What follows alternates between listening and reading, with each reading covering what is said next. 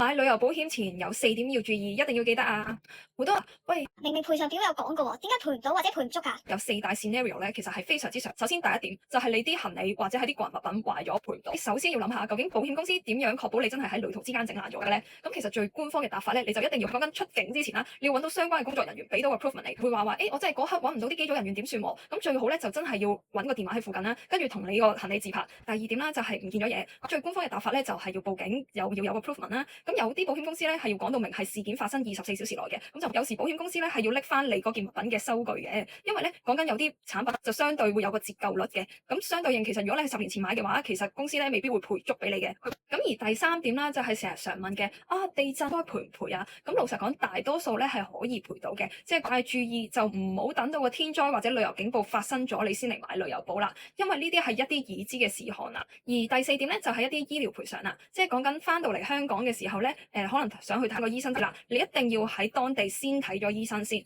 有咗喺當地嘅醫療收據之後，先至可以嚟到香港再睇翻一啲相關嘅醫療。咁注意翻啦，唔係所有旅遊保嘅條款都完全一樣嘅，詳情可以 DM 我，而留言最想去嘅地方嘅可以俾到最少5% off你哋啊！